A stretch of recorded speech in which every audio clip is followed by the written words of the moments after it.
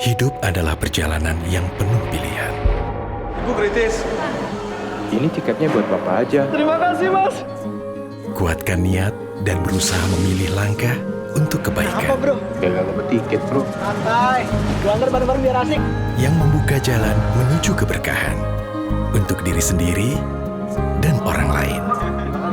Bersama KAF, ada keberkahan di setiap perjalanan. KAF, ini jalan yang kupilih. Yeay!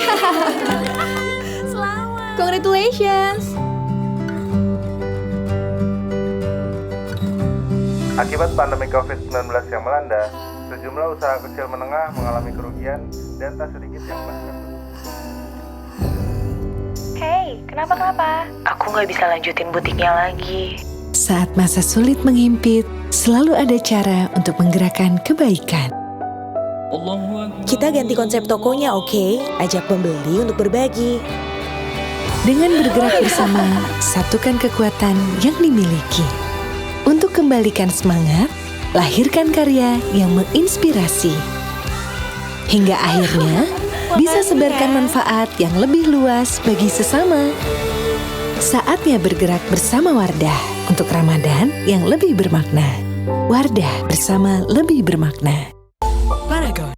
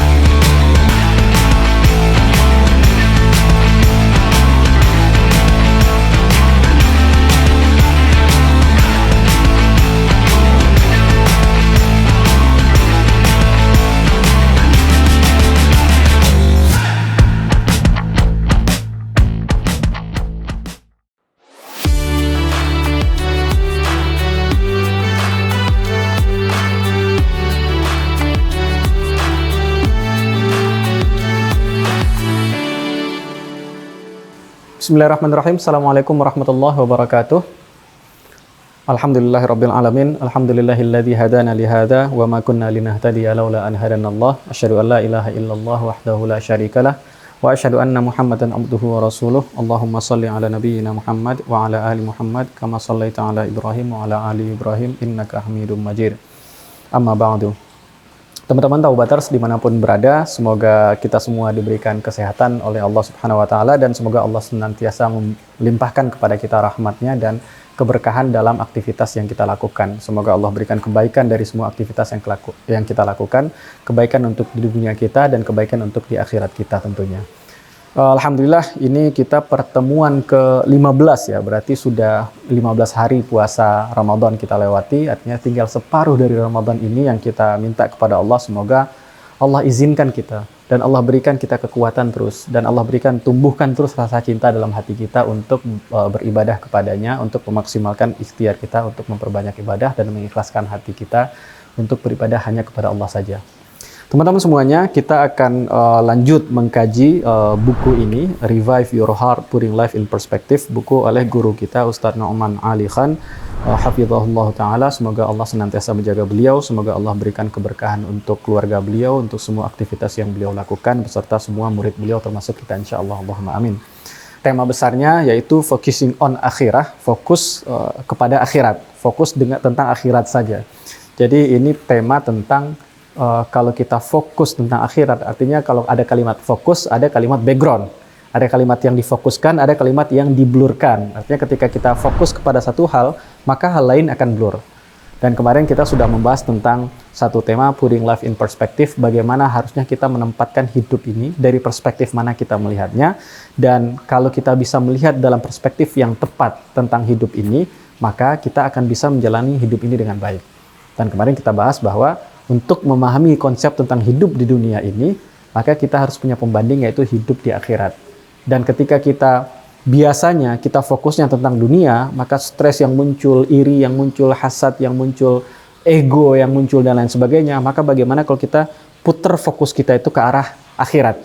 Maka yang terfokus adalah akhirat, dunia menjadi blur, dan akan banyak masalah di dunia ini yang insya Allah akan terselesaikan ketika fokus kita ke akhirat. Kita fokus pada hal yang jauh lebih besar dan jauh lebih penting. Dan di kesempatan ini kita akan melanjutkan tema itu dengan tema yang lain, yaitu small beginnings, yaitu awal permulaan-permulaan yang kecil. Dan ini juga masih terkait tentang fokus terhadap akhirat, bagaimana seharusnya kita memandang akhirat, dan ketika kita dapat sudut pandang terhadap akhirat yang benar, maka life will be in perspective. Our life will be in perspective. Hidup kita akan terletak pada perspektif yang seharusnya ketika kita mulai memperbaiki fokus kita terhadap akhirat. Dan insya Allah di tema ini kita akan berangkat dari surat Al-Kahfi, surat ke-18, ayat ke-45. Dan di judul ini cukup banyak ya ayat yang dibahas, 45, 46, 47, 48, dan 49. Ada 5 ayat. Jadi saya pikir kita akan mendiskusikan ayat ini atau mengkaji ayat ini dalam 2 pertemuan mungkin. Pertemuan hari ini, hari ke-15, dan insya Allah pertemuan besok, hari ke-16. Mudah-mudahan kita bisa mengambil poin-poin penting yang bisa saya secara pribadi amalkan untuk saya, dan mudah-mudahan untuk teman-teman juga bermanfaat. Jadi kita bisa bekerja sama walaupun terbatas jarak. Kita di Taubaters ini bisa sama-sama beramal jama'i walaupun terbatas jarak. Gak tahu nanti kapan Allah pertemukan kita bisa untuk beramal jama'i secara langsung. Wallahu a'lam bishawab. Semoga Allah mudahkan itu nanti. Nah, di ayat 45 ini, saya izinkan saya membacakan ayatnya. Teman-teman yang punya Quran bisa membukanya, yang punya buku ini pun bisa membukanya langsung di halaman 216, chapter 12, Small Beginnings. Allah mengatakan, A'udzubillahi minasyaitonirrajim, Bismillahirrahmanirrahim, Wadrib lahum mathalal hayatid dunya kama in anzalnahu minas sama' fakhtalata bihi nabatul ard fa asbaha hashiman tadruhu riyah wa kana Allahu ala kulli syai'in muqtadira. Surat Al-Kahfi ayat ke-45. Allah katakan wadrib lahum, dan pukulkanlah bagi mereka. Apa yang dipukulkan? Mathalal hayatid dunya, perumpamaan kehidupan dunia. Kama in anzalnahu minas sama', seperti air yang kami turunkan dari langit. Fakhtalata bihi nabatul ardi, maka tumbuhan dengan air itu menjadi bercampur, artinya dia bertumbuh, akarnya menyatu satu sama lain, dan tumbuhannya tumbuh subur dan menghijau. Fa asbaha hashiman tadruhu riyah, maka tiba-tiba dia menjadi hashim, dia menjadi ranting-ranting tadruhu riyah yang ditiup-tiupkan oleh angin-angin. Wa kana Allahu ala kulli syai'in muqtadira, dan adalah Allah atas segala sesuatu. Allah memiliki full control terhadap segala sesuatu. Allah memiliki kuasa penuh terhadap apapun itu, segala sesuatu. Dan insya Allah kita akan berangkat tentang kehidupan dunia, bagaimana melihat hidup dunia sesuai dengan perspektif Quran. Kita selama ini punya cara pandang sendiri kan tentang melihat dunia, melihat bumi, melihat apa yang kita lakukan ini. Maka kali ini kita akan melihat dunia dengan perspektif yang Al-Quran berikan kepada kita, yang Allah ajarkan untuk kita, yang Rasul SAW dan generasi terbaik contohkan kepada kita. Ini yang kita akan coba lihat. Pertama Allah katakan wadrib lahum mathalal hayatid dunya, dan pukulkanlah bagi mereka Muhammad perumpamaan kehidupan dunia. Dan ini ayat ini juga menarik. Pertama, karena Allah katakan, kita tahu satu hal, bahwa Quran ini adalah kitab yang diturunkan bukan saja untuk Nabi kita Muhammad SAW, bahwa kitab ini Al-Quran bukan saja diturunkan untuk Nabi kita Muhammad SAW, tapi kitab ini juga merupakan petunjuk yang diturunkan untuk kita muslimin, umatnya Nabi Muhammad SAW. Bahkan lebih dari itu, di ayat tentang Ramadan kita juga bahas bahwa Ramadan itu adalah bulan yang mana diturunkan pada bulan itu Al-Quran, unzila fihil Quran, dan Quran apa? Hudan linnas, petunjuk bagi manusia. Jadi Quran ini petunjuk bagi umat manusia, diturunkan kepada Nabi Muhammad, iya, tapi dia petunjuk bukan saja untuk Nabi Muhammad dan generasi pertama, tapi petunjuk bagi semua umat manusia. Tapi di sini, kenapa Allah mengatakan wadrib lahum mathalal hayatid dunya, dan berikanlah kepada mereka contoh, pukulkanlah sebuah contoh bagi mereka, wahai Muhammad, kata Allah. Ini menunjukkan bahwa betapa mulianya. Sebenarnya Allah bisa saja mengatakan bahwa perumpamaan kehidupan dunia adalah seperti ini. Artinya Allah ngomong ke Rasul langsung, dan Allah juga ngomong ke kita juga. Tapi Allah pilihkan kalimat wadrib lahum mathalal hayatid dunya, dan pukulkanlah wahai Muhammad melalui Nabi Muhammad. Artinya di sini satu hal penting yang kita lihat bahwa betapa mulianya posisi Nabi Muhammad SAW di sisi Allah. Karena itu dalam beberapa ayat Allah bicara ke Nabi dulu, baru Nabi yang bicara ke manusia. Ini satu poin. Kemudian yang kedua, kita lihat di sini, artinya maksud saya di sini adalah bahwa Quran itu adalah satu kurikulum dan sempurnanya Islam itu adalah bahwa konsepnya diberikan untuk kita, Al-Quran itu, dan tidak saja konsep, tapi juga kita diberikan seorang yang sangat sempurna untuk mengajarkan konsep itu. Seorang yang sangat sempurna untuk mengajarkan itu maksud saya adalah seorang Rasul SAW, Muhammad SAW. Kenapa? Karena hal pertama yang kita pelajari dari seorang guru itu keteladanan, bukan isi buku, keteladanan. Dan Nabi Muhammad SAW ketika ditanya, istri beliau ditanya, ibunda kita Aisyah tentang akhlaknya Nabi, ibunda kita menjawab bahwa akhlaknya Nabi adalah Quran. Maka Rasul adalah orang yang pertama yang menerapkan konsep Quran dalam kehidupan beliau full. Ini yang sebenar-benar guru. Jadi Allah menggunakan kalimat wadrib lahum mathalal hayatid dunya. Allah bicara dulu ke Nabi Muhammad untuk memberitahukan kepada kita semua betapa pentingnya posisi Nabi Muhammad SAW di sisi Allah dalam Al-Quran. Kemudian yang kedua, Allah katakan idrib lahum, pukulkanlah bagi mereka, dan kalimatnya agak unik teman-teman. Maksudnya Allah katakan beri contoh untuk mereka. Tapi Allah gunakan kata wadrib lahum mathala. Jadi panjang.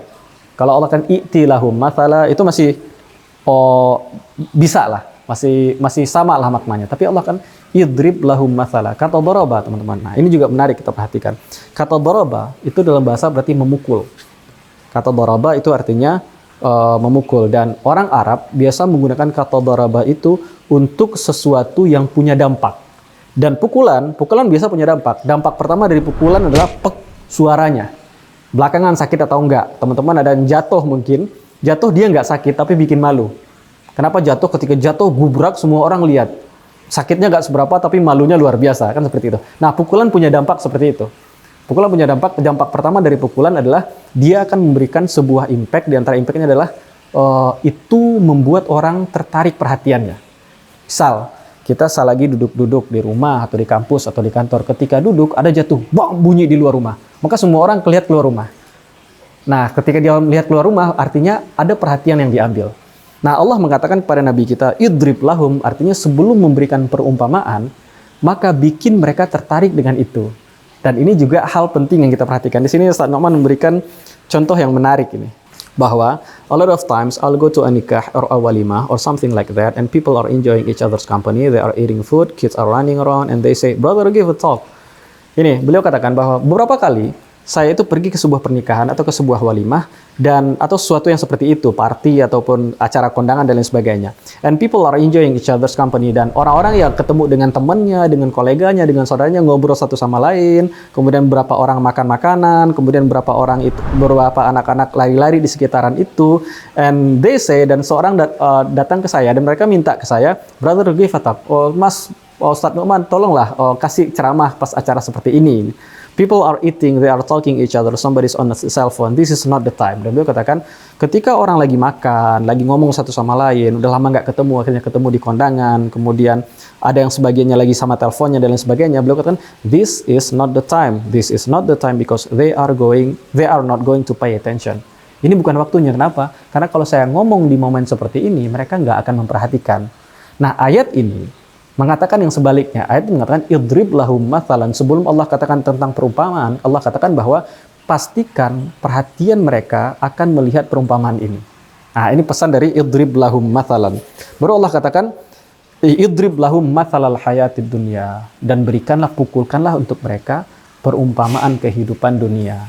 Dan Allah gunakan kata mathala, Allah tidak gunakan kata mithl, itu berbeda. Di Quran kadang Allah gunakan mithl, kadang Allah gunakan mathal, dan itu punya sedikit perbedaan.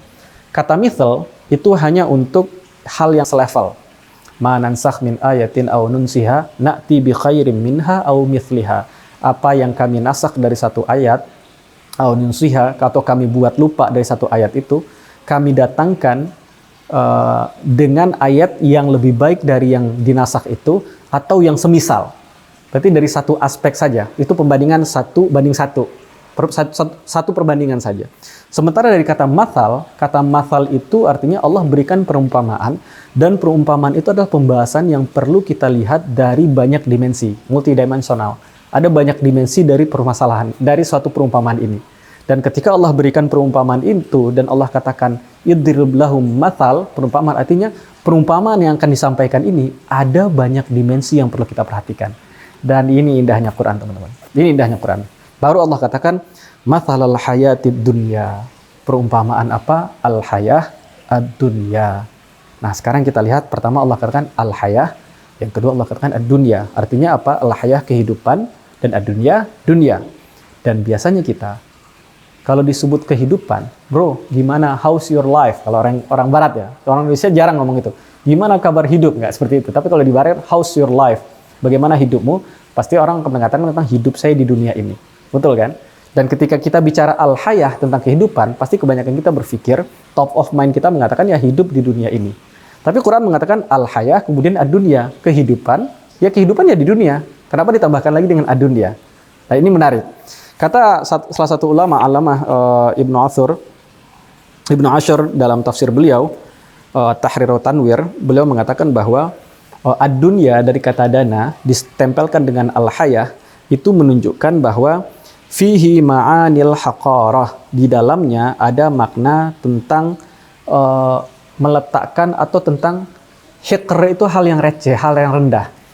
Jadi ada makna tentang kehidupan yang rendah. Artinya kata dunia ini diambil dari kata dana. Dana itu artinya rendah, dan adna itu artinya yang paling rendah. Dan ad-dunya itu bentuk mu'annats dari kata adna. Artinya ketika Allah sebutkan al-hayah ad-dunya, Allah katakan kepada kita, kehidupan dunia ini adalah contoh kehidupan yang paling rendah. Artinya ada kehidupan yang lebih tinggi dari itu. Nah, di antara semua kehidupan yang paling rendah itulah kehidupan dunia ini. Kehidupan di dunia ini. Dan apa implikasinya bagi kita? Implikasi dari kita, untuk kita, dari ayat ini, bahwa ketika Allah katakan bahwa kehidupan dunia ini kehidupan yang rendah, kita diajak untuk supaya tidak begitu tergantung dengan hidup dunia ini. Tidak begitu menjadikan hati kita, fokus kita semuanya pada hidup dunia ini. Tidak menjadikan semua impian kita, semua keinginan kita, semua harapan, visi, misi, mimpi kita itu hanya di dunia ini saja. Kenapa? Karena dunia ini adalah contoh kehidupan yang rendah. Ada kehidupan yang jauh lebih tinggi, lebih mulia selain di dunia ini nanti. Maka jadikanlah dunia ini hanya sebagai tempat untuk membuat visi kita yang besar itu, yang lebih besar daripada dunia ini. Jadi Allah mengajak kita ketika menggunakan contoh kata al-hayah ad-dunya, Allah seolah-olah mengatakan kepada kita, do not to get attached to this dunya. Jangan terlalu terikat sama dunia ini. Jangan terlalu dijadikan dunia ini sebagai standar segalanya. Ketika kita nggak dapat apa yang kita inginkan di urusan dunia ini, jangan terlalu sedih. Masih banyak hal lain yang bisa kita lakukan, dan hal lain itu mungkin akan mengantarkan kita kepada kehidupan yang lebih baik daripada dunia ini. Kemudian Allah mengatakan, bagaimana perumpamaan kehidupan dunia ini? Allah katakan, kama in anzalnahu, seperti air yang kami turunkan minas sama, dari langit. Jadi Allah katakan perumpamaan kehidupan dunia ini kamain. Ma itu kalau dalam bahasa Arab ma'in beda dengan alma. Kamain atau kalma'i itu berbeda. Kalau kamain itu berarti nakirah, artinya seperti, bahkan di antara makna nakirah itu dia hanya sedikit air. Bukan air hujan yang banyak, tapi hanya sedikit air. Jadi Allah katakan perumpamaan kehidupan dunia ini kama in anzalnahu minas sama, seperti sedikit air yang kami turunkan dari langit. Dan kita perlu tahu teman-teman tentang konsep air ini. Air ini yang pertama adalah air itu sumber kehidupan. Itu kalimat yang kita semua sudah paham, bahwa saya bisa katakan secara biologis, secara fisik, bahwa kebutuhan tertinggi manusia adalah pada air. Orang-orang hari ini, orang-orang barat itu ketika kita puasa, muslim puasa, mereka kaget. Bagi mereka, nggak makan seharian oke, tapi nggak makan dan nggak minum seharian, itu doesn't make sense. Kata mereka itu it's kind of suicide, semacam bunuh diri. Kenapa ente nggak makan dan nggak minum? Kenapa? Kalau minum itu kebutuhan mutlak orang. Orang masih bisa hidup sekian hari bahkan bulan cukup dengan minum. Tapi kalau orang nggak minum, dalam 2 hari saja 48 jam itu bisa dehidrasi dan lain sebagainya. Kan banyak masalah di dirinya. Maka air itu merupakan sumber kehidupan. Sumber kehidupan, dan hari ini artinya air itu sebenarnya adalah milik umat manusia, karena dia kebutuhan mutlak. Atau dalam Islam air itu tidak boleh diperjualbelikan. Itu hak bersama. Namun hari ini kan zamannya segala sesuatu bisa dijadikan bisnis, jadikan untung. Maka ada beberapa pihak, beberapa orang, beberapa perusahaan besar, kalau di Amerika ini disebutnya ada Coca-Cola lah, nggak tahu perusahaan apa itu, yang menjadikan dia membeli beberapa titik-titik air, sungai dibeli, kemudian sumur dibeli dan lain sebagainya, dan kemudian dia jual. Dan dia sadar sekali bahwa suatu saat air itu akan sama mahalnya dengan minyak. Kalau hari ini kita beli minyak literan, suatu saat akan ada zaman di mana air itu kena polusi semuanya, dan kita terpaksa membeli air. Dan kemudian orang akan menyadari bahwa betapa satu tetes air itu sangat berharga. Karena kalau air di zaman ini dikuasai oleh satu perusahaan, dan perusahaan itu nggak akan pernah bangkrut. Karena manusia akan terus membutuhkan itu. Karena itu Al-Quran, Islam mengatakan bahwa air itu adalah bagian yang masyarakat itu harus tidak bisa dikapitalisasi air itu. Tapi ya Masya Allah hari ini ya air pun dikapitalisasi. Allah katakan anzalnahu minas sama, yang kami turunkan dari langit. Air yang setetes itu, yang cuma beberapa tetes saja mungkin yang turun dari langit, itu kami yang menurunkan. Dan Allah tegaskan ini bahwa dari air, dari tetesan air itu fakhtalata bihi nabatul ard. Maka dari tetesan air itu dengannya tumbuhan-tumbuhan yang ada di muka bumi ini akan saling bertaut satu sama lain, saling bercampur satu sama lain, artinya mereka akan menjadi subur karena air itu. Mereka akan jadi subur, akarnya terikat satu sama lain, tumbuhannya menghijau, kemudian tumbuh dan lain sebagainya. Bahkan kita nggak tahu dari yang tadinya tandus menjadi hutan belantara itu karena air yang Allah turunkan itu. Dan Allah katakan anzalnahu minas sama, kami yang menurunkan itu dari langit. Allah kasih tahu kepada kita bahwa perumpamaan kehidupan dunia ini, kita yang hidup di dunia ini dengan kesuksesan apapun yang kita miliki, semua kesuksesan itu kita perlu sadar sekali bahwa itu semua dari Allah. Itu harus kita clearkan. Kenapa? Kalau kita nggak clear di bagian itu, akan berantakan hidup. Di antara hal yang bikin berantakan adalah dua. Nomor satu, kalau kita merasa sukses kita itu atau semua pekerjaan kita itu dari saya, maka dua dampaknya. Yang pertama, kalau saya sukses, saya akan jadi orang yang sombong. Yang kedua, kalau saya tidak sukses, saya akan jadi orang minderan, bahkan mau bunuh diri. Itu kejadiannya. Maka kita harus sadar sekali bahwa perumpamaan hidup dunia ini, sekeren apapun kalian, itu seperti air yang kami, kata Allah, yang menurunkan. Semua yang Allah kasih untuk kita itu dari Allah. Maka kalau kita menyadari apa yang kita terima itu bukan dari diri kita, itu dari Allah semata, itu hidup tenang. Kalau kita sukses, kita nggak sombong, dari Allah kok. Dan kalau kita nggak sukses pun, kita nggak minder dan nggak kufur. Yang Allah juga menetapkan seperti itu. Tugas kita cuma usaha, dan setiap usaha yang kita lakukan, Allah sudah catatkan kebaikannya. Nah, ini mindset muslimin seperti ini. Maka Allah berikan perumpamaan kamain anzalnahu minas sama fakhtalata bihi nabatul ardi. Maka air itulah yang membuat, dengan air itulah tumbuhan-tumbuhan itu kemudian tumbuh sedikit demi sedikit dari biji menjadi berakar, menjadi ada kecambahnya, kemudian tumbuh menjadi pohon besar-besar dan seterusnya, kemudian tumbuh lagi pohon berikutnya, dan dari padang tandus misalnya, itu bisa menjadi hutan lebat, tapi butuh waktu yang lama. Dalam waktu yang lama, dia bisa mungkin puluhan tahun, bahkan bisa jadi ratusan tahun menjadi hutan belantara yang sangat hijau. Kemudian Allah katakan, fa'asbaha hashiman, maka dia menjadi hashim. Apa itu hashim? Hashim in Arabic is something that is cut up, something that is dismembered. Hashim dalam bahasa Arab adalah sesuatu yang lucu juga ya. Saya menjelaskan hashim dalam bahasa Arab with English, and we are Indonesians. It's okay, as long as we are learning. Hashim itu, hashim itu dalam bahasa Arab ada sesuatu yang terpotong, sesuatu yang terpisah dari tempatnya. Misal, ada tumbuhan-tumbuhan yang baru tumbuh atau tumbuhan kecil kita cabut, itu namanya hashim. Atau mungkin dari pohon, ada rantingnya yang sudah layu, yang sudah menguning, kita patahkan, itu namanya hashim. Nah, Allah katakan, dari air tadi, air yang turun ke bumi, kemudian dari air yang turun ke bumi itu secara gradually, secara bertahap, butuh waktu yang cukup lama, itu dia menjadikan bumi yang tadinya tandus menjadi hijau dan subur. Tapi Allah katakan, fa'asbaha hashiman, maka fa itu berarti dalam proses yang cepat. Dari sebelum fa dengan setelah fa, itu waktunya cepat. Kalau summa itu lebih lama dari fa. Kalau fa itu dari sebelum dan setelah, itu lebih cepat. Fa asbaha hashiman, maka tiba-tiba saja dalam waktu yang cepat, itu yang mungkin ya kebun hijau subur itu bisa saja langsung menjadi kering, menjadi seperti ranting hashiman tadhruhur riyah. Ranting yang ditiupkan oleh bukan rih tapi riyah, ditiupkan oleh banyak angin. Artinya ranting ini dari satu tempat ditiupkan oleh satu angin, tergeletak di satu tempat, maka ditiupkan lagi oleh angin yang lain sampai ke satu bukit, ditiupkan lagi oleh angin yang lain sampai masuk ke kecamatan yang lain, ditiupkan lagi oleh angin lain dan seterusnya, sampai terbang kemana-mana. Asbaha hashiman tadruhu riyah. Dan hidup seperti itu.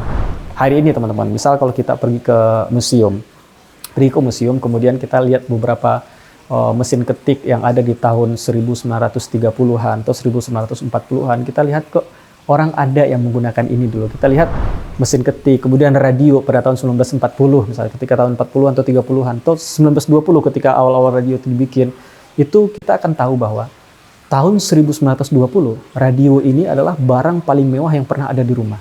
Itu di zamannya. Tapi sekarang, kita dikasih radio tahun 1920-an, kalau kita bukan kolektor ya, mungkin kita juga nggak pakai. Seperti itu. Misalnya, hari ini ada TV tabung lah misalnya. TV tabung kan sudah jarang sekali, maka TV tabung itu setelah dimakan waktu, orang nggak pakai itu, maka si fulan ngasih ke si fulan itu dijual secara second, yang tadinya dulu mungkin ketika awal-awal muncul tuh harganya mahal, kemudian dijual lagi harganya bisa jadi 50%-nya, atau bisa jadi cuma 20%-nya. Dijual lagi, pindah tangan, dijual lagi, pindah tangan, dijual lagi, pindah tangan, dijual lagi, sampai akhirnya dikasih pun orang nggak mau. Masuk ke rongsok, koper lagi ke sana, oper lagi ke sini, dan lain sebagainya. Itu tadruhu hurriyah. Dan perumpamaan kehidupan dunia seperti itu. Kita sehebat apapun, ada masa-masanya ketika hidup itu akan ya habis. Bahkan saking habisnya, dia akan ditiup oleh angin dan nggak ada manfaatnya. Allah berikan contoh kehidupan dunia yang rendah itu seperti itu. Kama in anzalnahu minas sama fakhtalata bihi nabatul ard. Butuh waktu yang lama dari air itu untuk kemudian menjadi tumbuhan yang subur, tapi bisa menjadi fa'asbaha hashiman, bisa menjadi waktu yang sangat cepat dari kebun yang subur itu menjadi hashim. Bisa jadi waktu yang sangat cepat. Tadruhu riyah. Wa kana Allahu ala kulli syai'in muqtadira, dan adalah Allah atas segala sesuatu. Allah itu maha kuasa. Dan ini pembelajaran penting tentang hidup teman-teman, bahwa Allah berikan perumpamaan tentang hidup ini. Dan beginilah harusnya kita melihat hidup. Bahwa hidup kita ini yang kita kumpulkan sedikit demi sedikit dan seterusnya, kemudian dia menjadi besar, kita harus paham bahwa anzalnahu minas sama. Kami yang turunkan itu, kata Allah. Allah yang membuat itu. Kenapa demikian? Karena setelah besar itu, Allah bisa bikin semua hal yang kita pikir settle, bisa Allah bikin hancur dalam waktu yang singkat. Contoh beberapa waktu yang lalu, baru-baru ini, setahun yang lalu, pandemi. Pandemi itu berapa banyak orang yang kaya di pandemi, habis. Dan ketika gadget muncul, berapa banyak mall-mall yang kita lihat begitu tangguh di Tanah Abang sana, di pusat kota di Jakarta. Dan ketika marketplace muncul, maka mall-mall yang kita pikir nggak akan pernah bisa bangkrut, itu bangkrut juga ternyata. Ada beberapa supermarket, pasar-pasar besar yang dimiliki oleh satu orang, satu perusahaan tertentu, ternyata bisa habis juga. Jadi bagi Allah, wa kana Allahu ala kulli syai'in muqtadira. Dan adalah Allah atas segala sesuatu itu maha mengetahui. Ini mindset kita terhadap dunia. Kemudian Allah katakan, al-malu wal banuna zinatul hayatid dunya wal baqiyatus salihatu khairun 'inda rabbika thawaban wa khairun amala. Di ayat 46 Allah katakan, harta dan anak-anak itu perhiasan kehidupan dunia, wal baqiyatus salihat, dan yang sedikit yang tersisa yang salihat, yang baik-baik, khairun 'inda rabbika thawaban wa khairun amala. Allah berikan sudut pandang yang keren lagi nih di ayat berikutnya ini. Tapi karena waktunya terbatas, insya Allah kita akan bahas ini besok hari. Kita cukupkan sampai di sini. Sampai jumpa di besok hari di waktu yang sama. Assalamualaikum warahmatullahi wabarakatuh.